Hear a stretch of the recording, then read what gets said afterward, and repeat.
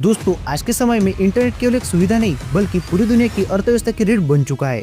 चाहे ऑनलाइन पढ़ाई हो, डिजिटल पेमेंट हो, बिजनेस हो या फिर इंटरटेनमेंट, हर चीज इंटरनेट पर निर्भर हो चुकी है। और वही भारत आज के समय में दुनिया का दूसरा सबसे बड़ा इंटरनेट मार्केट बन चुका है, जहां 80 करोड़ से ज्यादा लोग इंटरनेट को इस्तेमाल करते हैं। लेकिन इस विशाल मार्केट में अभी भी एक बड़ी समस्या यह है कि देश के लाखों गांव और दूर दराज इलाकों में आज भी तेज और भरोसेमंद इंटरनेट नहीं पहुंच पाया है। लेकिन तभी एंट्री होती है एक ऐसी कंपनी की जो पूरी दुनिया के इंटरनेट सिस्टम को बदलने का दावा करती है, जिसका नाम है स्टारलिंक, जिसे दुनिया के सबसे बड़े बिजनेसमैन इलोन मस्क ने बनाया है। स्टारलिंक एक सैटेलाइट इंटरनेट प्रोजेक्ट है जिसका लक्ष्य है पृथ्वी के हर कोने में हाई स्पीड इंटरनेट पहुंचाया जाए। लेकिन जब स्टारलिंक ने भारत में एंट्री की योजना बनाई तो एक बड़ा सवाल उठने लगा, क्या ये भारत की सबसे बड़ी टेलीकॉम कंपनियों जियो और एयरटेल की एक खतरा बन सकती है? क्या भारत का इंटरनेट मार्केट बदलने वाला है और क्या आने वाले समय में मोबाइल टावर की जगह आसमान में घूम रहे सैटेलाइट इंटरनेट देंगे? तो दोस्तों, आज के इस वीडियो में हम जानेंगे स्टारलिंक क्या है, ये कैसे काम करता है, भारत में इसकी एंट्री क्यों महत्वपूर्ण है और इससे जियो और एयरटेल को कितना खतरा हो सकता है। तो चलिए दोस्तों, जानते हैं आज के इस वीडियो में।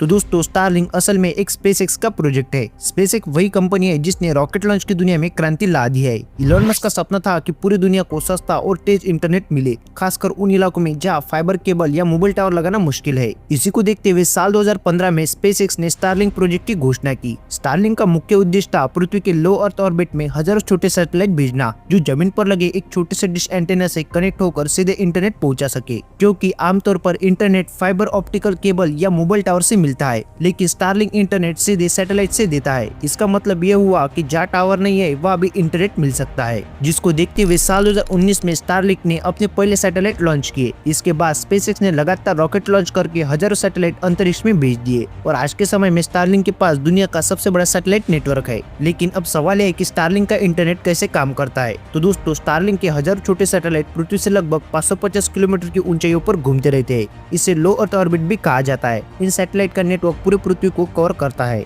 और जब कोई यूजर स्टारलिंक का इंटरनेट लेना चाहता है तो उसे एक छोटा सा डिश एंटीना मिलता है, जिसे अक्सर डिश भी कहा जाता है। ये एंटीना सीधे ऊपर घूम रहे सैटेलाइट से कनेक्ट हो जाता है। फिर ये सिग्नल जमीन पर बने इंटरनेट स्टेशन पर जाता है और वहाँ से पूरी इंटरनेट दुनिया में जुड़ जाता है। और इस टेक्नोलॉजी की सबसे बड़ी खासियत यह है कि बहुत कम लेटेंसी रहती है, हाई स्पीड इंटरनेट मिलता है और किसी भी टावर की जरूरत नहीं पड़ती। इस वजह से स्टारलिंक को भविष्य की इंटरनेट की टेक्नोलॉजी माना जा रहा है और आज के समय में भारत दुनिया का सबसे बड़ा इंटरनेट मार्केट बनने की दिशा में तेजी से आगे बढ़ रहा है। भारत के लगभग 80 करोड़ लोग इंटरनेट को यूज करते हैं, लेकिन आज के समय में भारत में अभी भी गांव और दूर दराज इलाकों में आज भी इंटरनेट नहीं पहुंचा है। इसीलिए स्टारलिंक की भारत में एंट्री बहुत ही महत्वपूर्ण है। जब साल 2021 में स्टारलिंक ने भारत में अपनी प्री बुकिंग शुरू कर दी थी, तब हजार लोगों ने एडवांस बुकिंग भी कर दी थी। लेकिन भारत सरकार ने स्टारलिंक को बिना लाइसेंस के इंटरनेट बेचने से रोक दिया, क्योंकि भारत में सैटेलाइट इंटरनेट शुरू करने के लिए सरकार की कई मंजूरी लेनी पड़ती है। इसीलिए स्टारलिंक को अपनी योजना रोकनी पड़ी। लेकिन बाद में स्टारलिंक ने भारत में अपनी कंपनी रजिस्टर करवाई और लाइसेंस के लिए अप्लाई भी कर दिया और भारत सरकार भी सैटेलाइट इंटरनेट को लेकर धीरे धीरे सकारात्मक होती जा रही है, क्योंकि इससे गांव और पहाड़ी इलाकों में इंटरनेट पहुंचाया जा सकता है।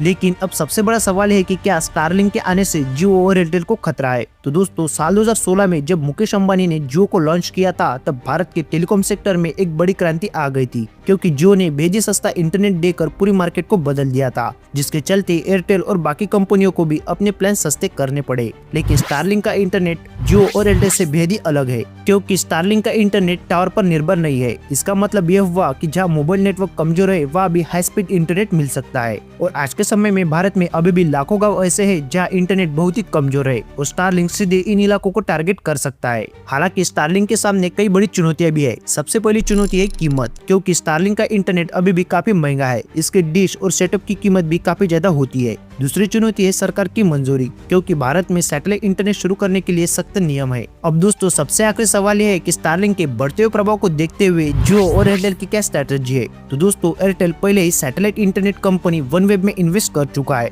वनवेब भी स्टारलिंक की तरह सैटेलाइट इंटरनेट नेटवर्क बना रहा है। दूसरी तरफ जियो भी सैटेलाइट इंटरनेट टेक्नोलॉजी पर काम कर रहा है। इसका मतलब यह हुआ कि आने वाले समय में भारत में सैटेलाइट इंटरनेट की बड़ी प्रतिस्पर्धा देखने को मिल सकती है। हो सकता है कि शहरों में फाइबर इंटरनेट हो और गांव में सैटेलाइट इंटरनेट और पूरी दुनिया हाई स्पीड इंटरनेट से जुड़ जाए। और स्टारलिंक का सपना यह है कि पृथ्वी के हर कोने में हाई स्पीड इंटरनेट पहुंचाया जाए। तो दोस्तों, आपको क्या लगता है हमें कमेंट बॉक्स में जरूर बताना। और हाँ, अगर आपको वीडियो अच्छी लगे तो वीडियो को लाइक और चैनल को सब्सक्राइब जरूर कर दीजिए।